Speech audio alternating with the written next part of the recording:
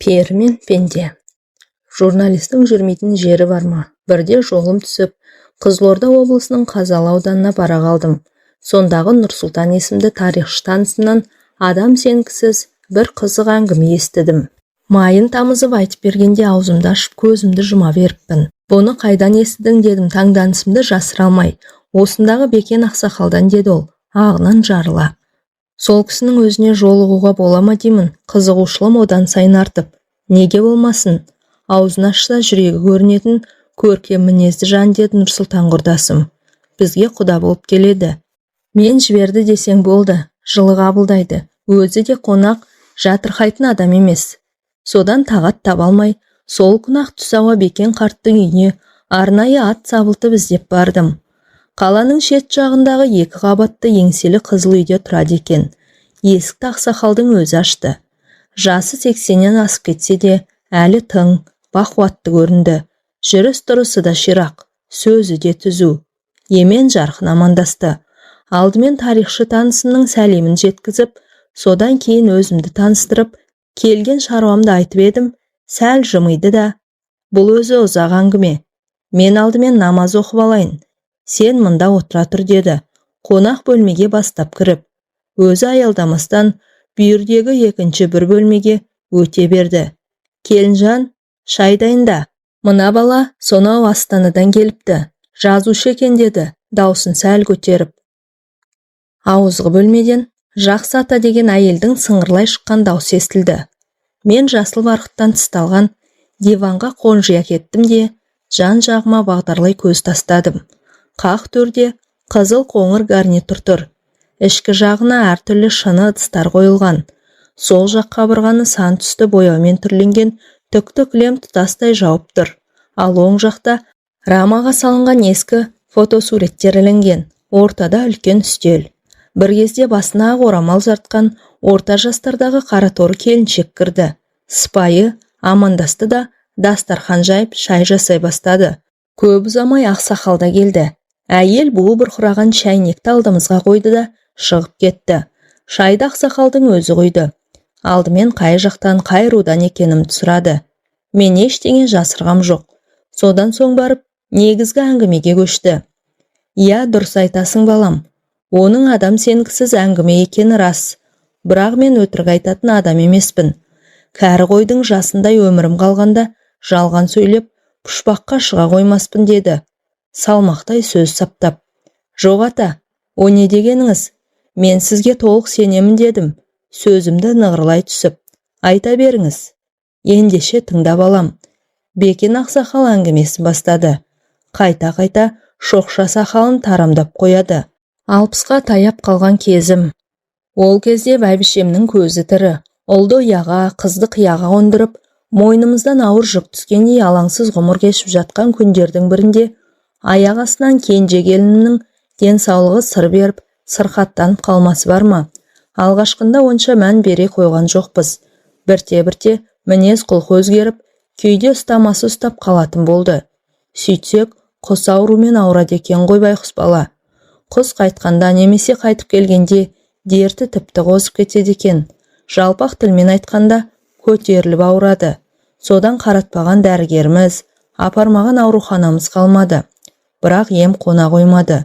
Сөйтіп жегеніміз желім, ішкеніміз ірің боп жанымыз жадап, жүдеп жүргенде әлдебіреулерден Қазалыда үлкен бір бақсы бар. Зікір салып, құс ауруын емдейді дегенде естідім. Кеңес дәуірінің дүрілдеп тұрған кезі. Онша сене қоймасам да кейін бармағымызды тістеп қалып жүрмейік деген оймен бағымызды тағы бір мәрте сынап көргім келді. Ол кезде біз көрші ауданда тұратынбыз. Содан бір құдайға сыйынып, ұлымыз екеуміз келін баланы ескі жигулимізге отырғызып алып, Қазалыға жол тарттық. Сұрай-сұрай Меккеге де барарсың демей ме? Оған қарағанда мына тұрған жер емес пе? Бақсыны тез таптық. Жеркепе сияқты кішкентай тоқал тамда тұрады екен. Сыртынан шелек, шылапшын сияқты темір терсекпен жамап жасқап, бастан аяқ қаптап тастаған. Естігінің алдында ит, мысық, тауық, қаз сияқты үй жануарлары қаптап жүр. Бақсының аты Паудин екен. Қазақ па өзі деймін есіміне қарап. Нағыз қазақ. Қазақ болғанда да міне мынау қазақ деп ұялмай көрсететін түр тұлғасы келісті адам екен. Сол кездері 80-ге келсе де, қолда аяққа тұрмай лыпып тұр. Көзі сондай өткір, жүзіне тура қарай алмайсың. Құдай бойына ерекше күш қуат берген жан екені бірден аңғарылады. Баппен сөйлеп, бәрін ынты-шынтысымен түсіндіреді. Кемпірі неміс, қазақша судай ағып тұр. Басқа ұлттың өкілі болса да, жүзі жылы, иманы бетіне үйіріліп тұрған мейірімді жан екен. Айтары жоқ, бір-біріне бап қосылған. Келген жағдайымызды айтып едім, екеуі де елпек қағып, құрақ ұшты. Адамды жылы сөздермен-ақ емдеп жіберетіндей. Бақсы тек қана жасыл түсті қазақы киімдер киеді екен. Басында жасыл пүлішпен тысталған үкілі құндыз бөрік, үстіне жасыл бешпент.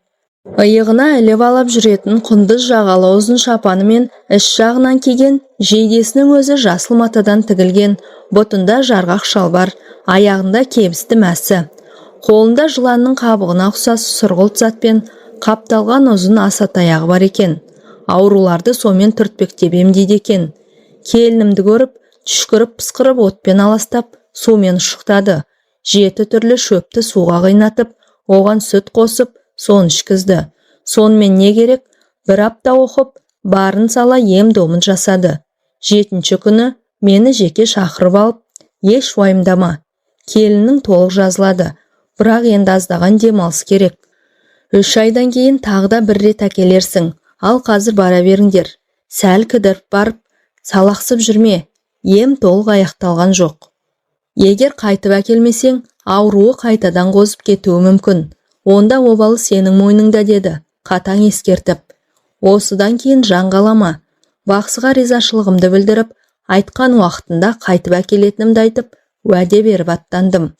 Қуанышымыз қойнымызға симаса да, әбден шайлыққан көңілде, күдікте жоқ емес еді.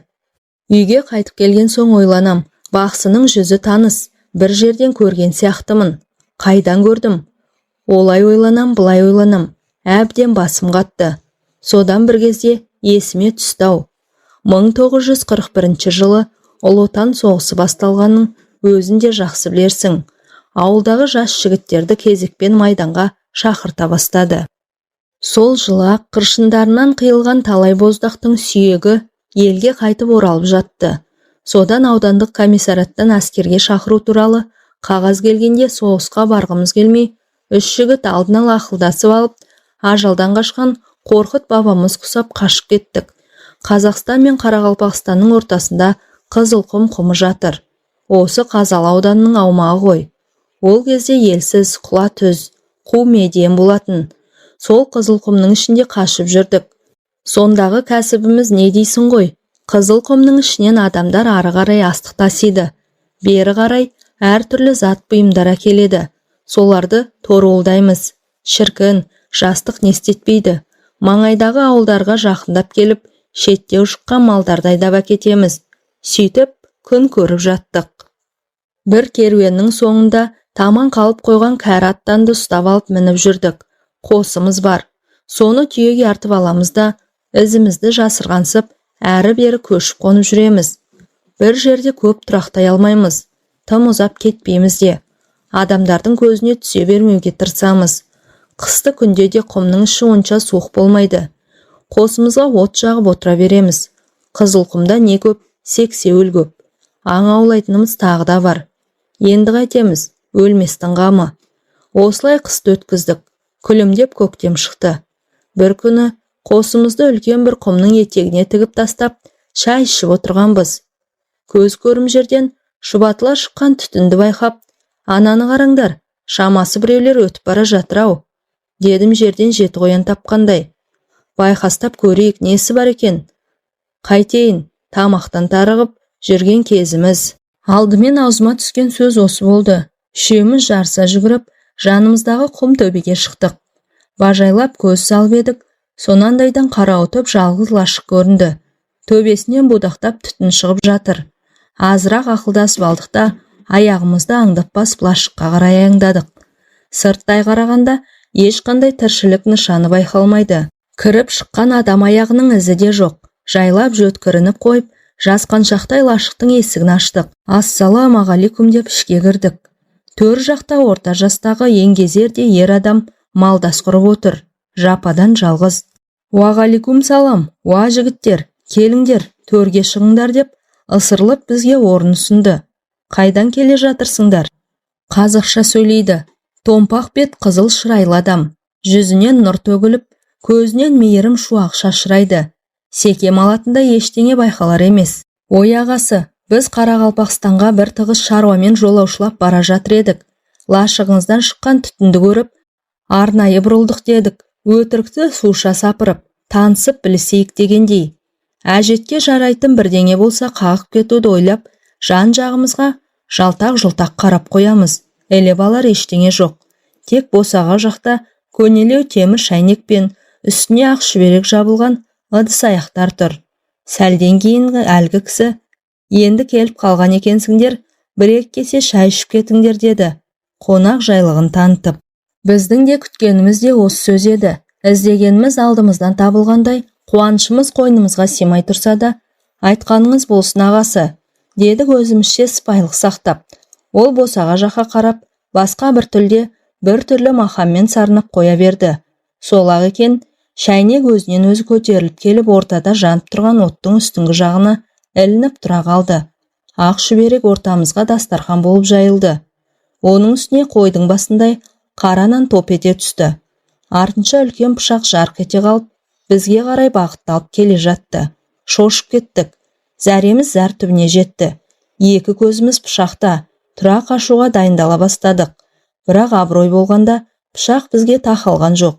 Өзінен өзі нанды турады да, жанды зат сияқты қайтадан орнына барып жата қалды. Сол кезде барып, ух деп демімізді бірақ алдық.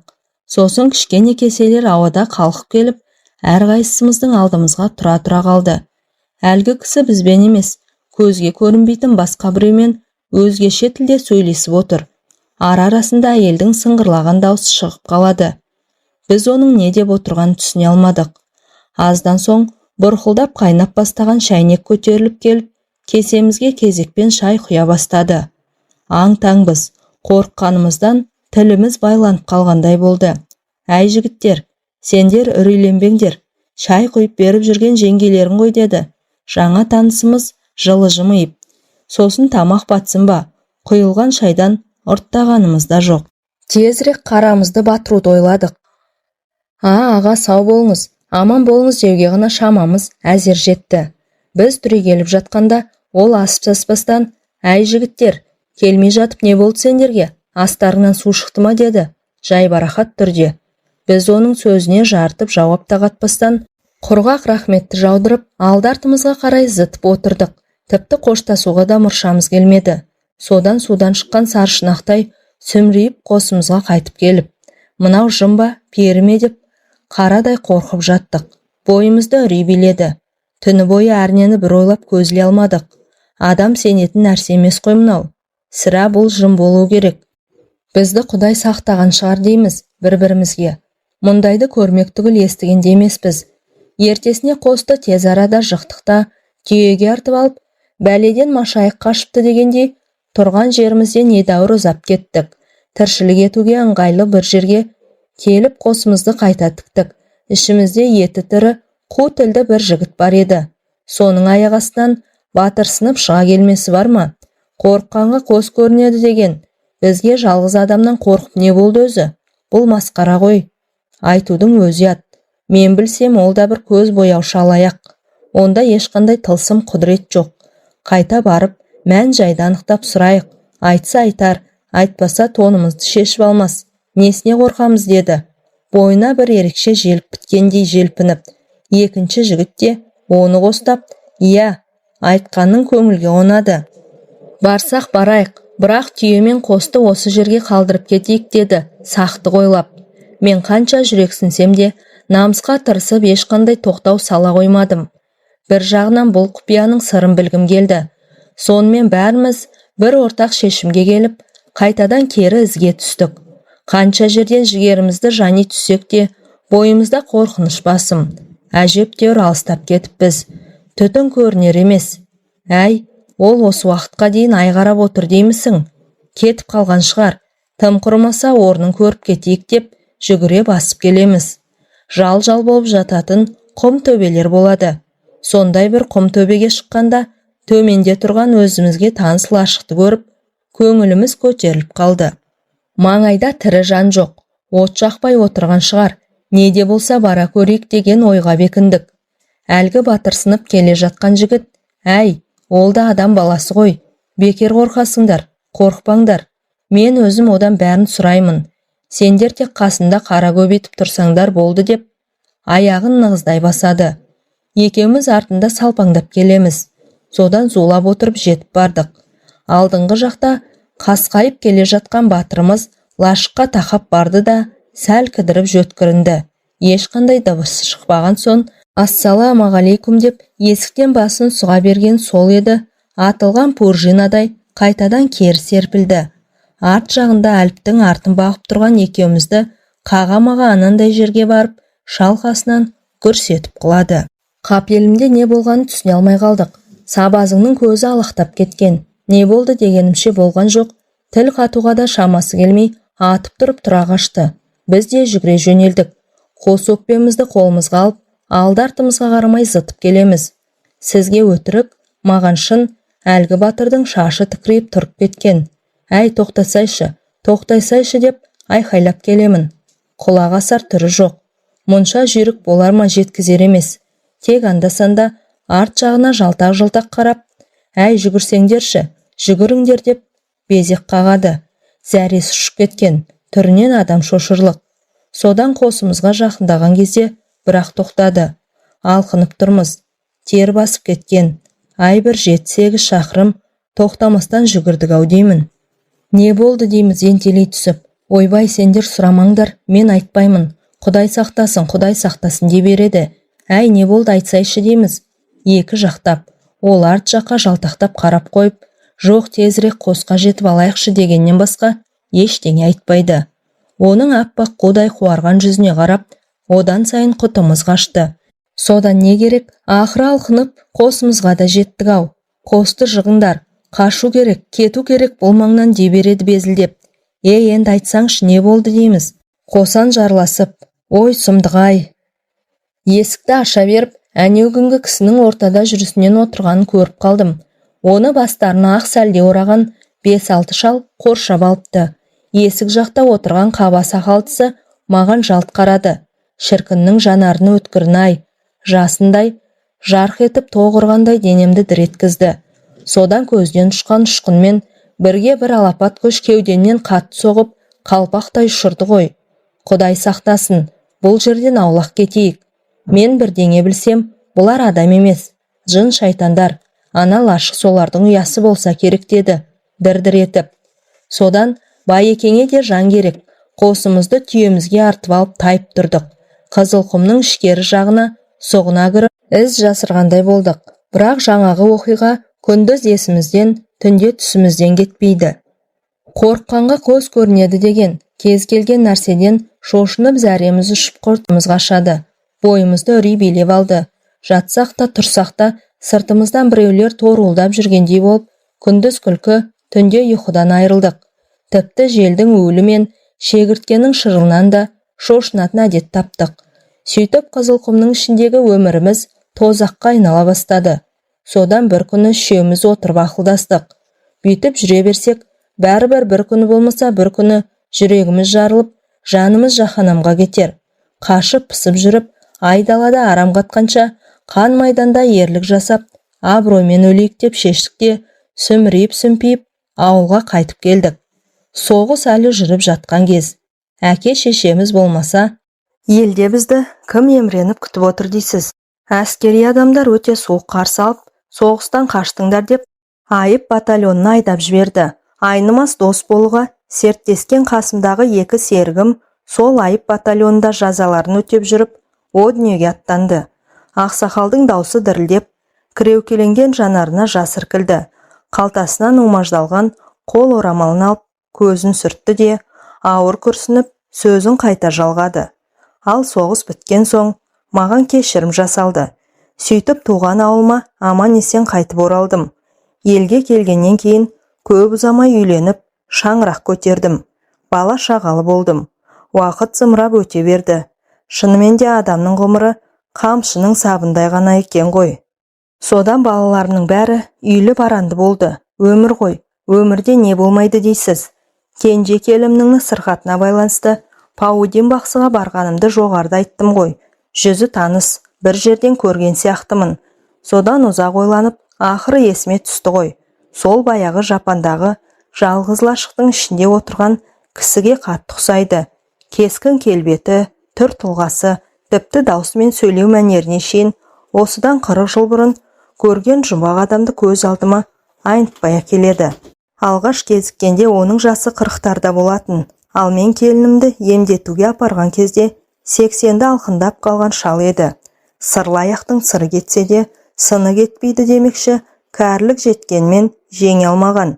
Сақал шашы ағарып, маңдайы әжімденгенмен, жүзі сол бәз баяғы қызыл шырайлы қалпы.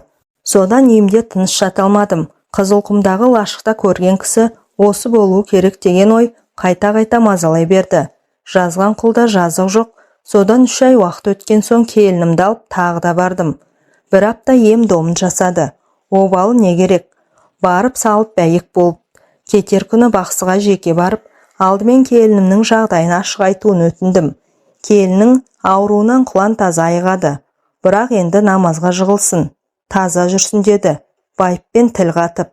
Сонда қайтып ауырмайды. Ақсақал, сізден тағы бірдеңе сұрайын деп едім. Қалай қарайсыз дедім, жорта сөйлеп. Ол кезде менің жасым 60-қа таяп қалған. Айта бер, құлағым сенде деді, жылы жымиып. Не сұрайын деп отырғанымды алдын ала біліп отырған сияқты. Мен күмілжіңкіреп, аз-маз кідіріп қалдым да, бойымдағы бар күшімді жиып, 40-шы жылдардың басында соғысқа барудан қашқан 3 жігіт Қызылқұмның ішін біраз шарлап едік.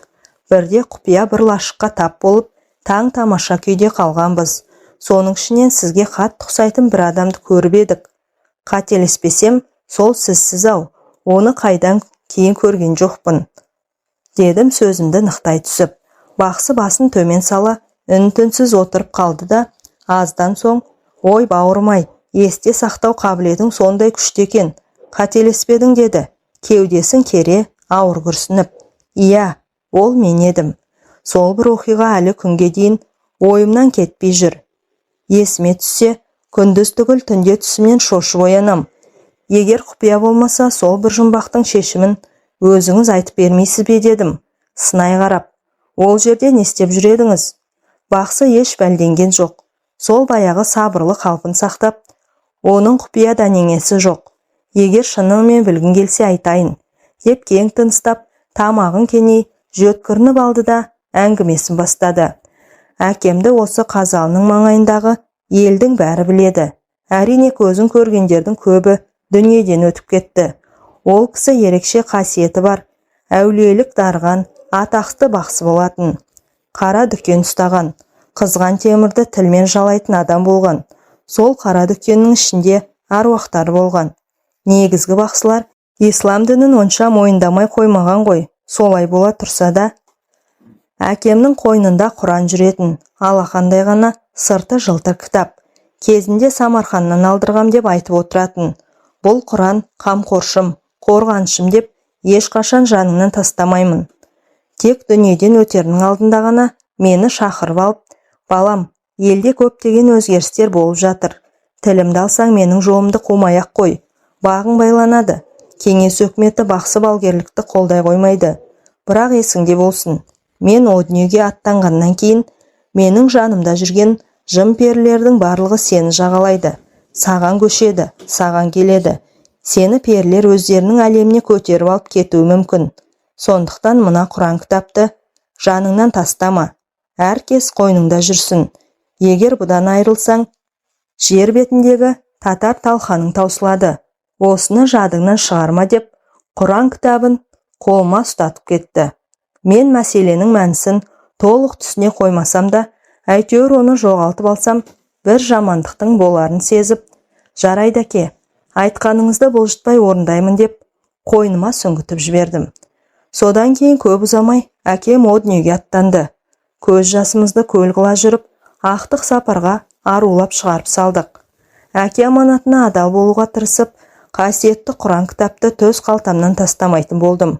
Күндіз де, түнде де жаныңда болсын, ешқашан алшақ қойып, ұйықтаушы болма деген өсиет сөзін ешқашан есімнен шығарған емеспін. Содан 3-4 жыл бойы оны бойтұмардай бойымда сақтап бір сәтке ұмыт қалдырған жоқпын.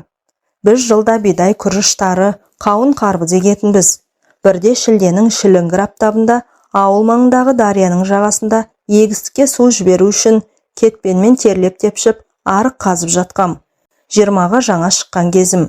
Білегімде бұлақ күш ойнап тұрғанмен ыстыққа шыдай алмай, денемді сергітіп алу үшін суық сумен жуындым. Киімдерімді шешіп қойғам. Қыза-қыза ұзап кетіппін. Есімнен қалай шығарып алғанымды өзім де білмеймін. Құран бешпентімнің жан қалтасында қалып қойыпты. Ойымда ештеңе жоқ. Бір албеменің көлеңкесіне барып, азырақ демімді басып алайыншы деп, арқамды төсей отыра қалсам, албасты басып, қалғып кетіппін. Көзімді ашсам басқа бір жерде жатырмын. Жұмақ па дерсің, жер дүниенің бәрі жап-жасыл. Басымды көтеріп жан-жағыма жалтақтай қараймын. Маңайымда бөтен тілде сөйлейтін бейтаныс адамдар жүр. Түрлері де, киімдері де өзгешелеу. Жер бетіндегі тіршілікке мүлде ұқсамайды. Өзге әлемге өтіп кеткен сияқтымын. Менің оянғанымды байқап қалса керек. Басына сәлде ораған орта жастағы еңгезерде еркек қасыма жақындап келіп, «Паудин» деді күлімсіреп. Мен сасқалақтап, орнымнан атып тұрдым. Арманымыз сен осында әкелу болатын. Соған қол жеткіздік. Сен перілер еліндесің. Саған сүйкімді қызымды беремін. Сүйікті күйеу балам боласың. Бізбен бірге тұрасың. Содан не істерімді білмей, жан таласып жан терге түстім. Бұлқынып бұлай жүгірдім, жұлқынып олай қаштым. Бірақ қайда барсам да сол жап-жасыл әлем. Содан жаңағы дәусары сақ-сақ күліп, қашып қайда барам дейсің? Сен адамдар арасында емес, перілер елінде өмір сүру үшін жаралғансың. Әкең де солай еді. Бірақ ол Құранды жанынан бір ел тастаған жоқ. Сөйтіп бізге алдыра қоймады. Ол кәдімгі қазақ тілінде, яғни маған түсінікті тілде сөйледі. Әйтпесе олардың тілі мен сөйлеу мәнері мүлде бөлек екен. Содан не керек? Мен перілер елінде 20 жылдай ғұмыр кештім. Амалсыздан перінің қызына үйлендім. Солармен бірге өмір сүрдім. Тілдерін үйрендім. Дәстүрлеріне қанықтым. Тылсым, құдірет күштерін меңгердім. Алланың әмір-ай, перінің қызымен ерлі зайыпты болып 20 жылдай бірге тұрсам да арамызда бала бола қойған жоқ. Елімді, жерімді, туған туысқандарымды есіме алсам, санам саққа жүгіріп, ойым оңға бөлініп, жүрегім қан жылайды. Сағыныштан сарғайып, жаным жабырқау тартады. Қас қабағымды мұң торлап, кеудем шер-шеменге толады. Қазір ойлаймын, не деген ақмақ болғанмын. Құдайдың басқа салған осы екен ғой деп жүре беріппін ғой. Содан 20 жылдай уақыт өткеннен кейін ғана, ей, мен мұнда неғып жүрмін? Ел жұртым қайда деп ойлана бастадым. Жер планетасына, адамдар арасына қайтып барғым келді. Жатсам да, тұрсам да, осы бір ой көкейімнен кетпей қойды. Алайда қалай кетем? Қалай деген сауал туындаса, тұла бойым мұздап қоя береді. Содан жіпсіз байланып, тағы да 2-3 жылдай жүріп қалдым. Неменеге кегежем кер тарта береді. Перілердің неден қорқатын, оларға қарсы күресудің амал айласын жақсы білемін ғой. Ендеше неден қорқамын? Одан да перінің қызына шындықты айтып, басын айналдырып көрейін. Сөйтіп бірге қашуға көндірейін деген ойға бекіндім. Сосын ағайын туысты әбден сағындым. Адамдардың арасына барайықшы деп, күнде құлақ етін жей бердім. Көзімнен жас, тілімнен зар төктім. Перінің қызының көркі ақылы сай болатын. Өтірік айтып не қылайын? Біз бір-бірімізді шынымен жақсы көрдік. Ол мені түсінді. Сөйтіп бір күні жылап отырып, келісімін берді. Тек адамдар арасына барсақ, сен тірі қалуың мүмкін, ал мені өлтіреді. Өлтіреді ғой, деді, жанары жәутен қағып. Өйткені перілер елінде арнайы жазылған заң болмаса да, тәртіп сондай қатал. Тәртіп бұзғандар қатаң жазаланады. Кешірім жасалу деген түсінік атымен жоқ. Егер қашып кетсе, перілердің оны тірі қоймайтынын жақсы білсем де, жоқ, олай деме. Екеуміздің де тірі қалуға толық мүмкіншілігіміз бар, дедім, алдаусыратып. Иә, шынымен адам баласын сағынып жүргеніңді білемін. Бірақ мен жер бетінде өмір сүре алмаймын ғой. Сен сол жағын ойладың ба, деді. Қыз мұңайып. Сосын амалсыздан өтірік айтуға тура келді. Адамдар арасына барып шамалы ғана уақыт боламыз да кері қайтамыз. Мен адамдарды көріп, мауқымды бір басып келейінші дедім. Бетім бүлк етпей. Әрине ол сене қойған жоқ. Бірақ жарайды, керек болса саған деген ақ адал махаббатым үшін өмірімді қиямын деді жыламсырап. Мені шынымен жақсы көретін, маған жан тәнмен берілген еді байқұс. Қыз көнгеннен кейін көп ұзамай жер планетасына жол тарттық. Перілердің елі ғарышта. Оларда алыс жақын деген ұғым болмайды. Баратын жерлері қанша қашық болса да, зыр етіп жылдам ұшып бара салады. Келіншегімнің көмегімен оны мен де жап-жақсы меңгеріп алғам. Содан ұшып жерге түскен күннің ертеңінде сендер тап болдыңдар. 20 жылдан кейін қайта көрген алғашқы адамдар едіңдер. Қасымда зайыбым болды. Бірақ оған көрінуге болмайды. Сондағы дастархан жайып шай құйып беріп жүрген сол байқұс болатын. Сендерді, яғни адамзат баласын сондай бір сағынышпен көрдім. Сол үшін ғой дастархан жайдырып жүргенім. Егер екінші мәрте көрген болсам, ондай ыстық ықылас білдірмес едім. Өйткені бізге құпияны ашуға болмайды. Содан 3-4 күн өткеннен кейін 20 жыл жұбымыз жазылмаған жұбайым елге қайтайық деп қыңқылдай бастады. Ол менен айрылғысы келмеді, ал мен оған көне қойған жоқпын. Мен жер бетінде қалам. Кетсең өзің кете бер. Жоңды бөгемеймін деп қасарысып тұрып алдым. Менің өз еркімен қайтып бармайтыныма көзі жеткен перінің қызы, олай болса жарайды. Не көрсем де сенімен бірге көрейін. Сен тастап ешқайда кетпеймін деді, қинала. Мен де оған әбден бауыр басып қалған едім. Шыны керек, қимадым. Кеткенін қаламадым. 4-5 күннен кейін ізімізден қуып қуғыншылар да жетті. Бізді оп-оңай тауып алды. Қыздың әкесі мен ағалары келді. Олардың дәстүрі бойынша алғашқы келісте маған еш нәрсе істей алмайды. Алдымен қыздарын өлтіріп алып кетеді. Сосын екінші рет қайыра келген кезде мені де қатаң жазалайды. Олардың алғашқы келген кездерінде сендер тағы келдіңдер ғой. Мен сол сәтте ортада әрқайсысына бір басым дейіп, кешірім сұрап, жалынып жалбарынып отырғанмын. Сол жолы қызды менің көзімше қинап өлтіріп, мәйітін елдеріне алып кетті. Бір аптаның ішінде айналып келіп, менің де жанымды жаһанамға жіберулер керек еді. Мен содан құстай ұшып, Қазалыға келдім де, осы өзің көріп отырған үйді тез арада тұрғызып алдым. Олардың темірден өте алмайтынын жақсы білемін. Сосын олар мұсылман перілер харам нәрселерге жоламайды. Менің ит пен мысық сияқты үй жануарларын көп ұстайтыным сол. Ал мына темір үйден шықсам, менің көзімді құртатыны айдан анық. Олар төңіректеп жүрсе, мен бірден сезіп қоямын. Келмеген болса да анық білемін. Ондай кезде далаға шығып, еш алаңсыз күнделікті тірлігімді жасай беремін. Десе де көбіне көп осы темір үйден ұзап шықпауға тырысамын. Бұл үй менің жай ғана баспанам емес. Жау өте алмайтын қамалым, қорғаным. Содан көп ұзамай немістің қызына үйлендім. Мұсылман емес, кәпір ғой, христиан дінін ұстанады. Ал енді болмаған екінші қорғаныш болды. Үшінші қорғанысым ит күшіктерім мен мысық мәулендерім. Менде бір емес, 3 қорғаныс бар. Сондықтан онша қорқа да қоймаймын. Олар келгенмен бәрібір мені ала алмайды. Тіпті енді менің керек болмай қалуым да бек мүмкін. Қартайдық қой. Міне менің басынан өткізген жағдаятым, көрген білгенім осы деп әңгімесін аяқтаған еді Паудин бақсы. Ұзақ жылдар бойы көңілімді күптеткен сол бір құпия кездесудің сыры ашылып, түйіні тарқатылған соң, әрі келінімнің сырқатынан жазылатынын естіп білгеннен кейін, бақсыға алғысымды айтып, аздаған ақысын беріп, үйге үлкен қуанышпен оралдық. Содан кейін бақсыны көрген жоқпын. Тек жаны жәннатта болғыр, кейіннен дүние салғанын естідім, деді Бекен ақсақалда ауыр күрсініп қойып. Сол келініңіз қайда қазір дедім. Не нәрсені болсын толығырақ білуге құмартып. Тұратын әдетіммен. Бағанағы шай жасап жүрген сол келінім ғой деді ақсақал, күлімсіреп. Иә, көмегінде қандай сауалдың тұрғанын біліп тұрмын. Содан кейін келінім шынымен ауруынан құлан таза айықты. Құдайдың бұнысына да шүкір. Ең тәуір келінім де осы. Жаққаннан кейін қолында тұрып жатырмын, өзімді сыйлайды. Аталап құрақ ұшып тұрады. Бізге одан артық не керек қарағым, дейді жайдарлана. Жамандықты да, жақсылықты да көрдім. Аш та болдым, тоқ та болдым.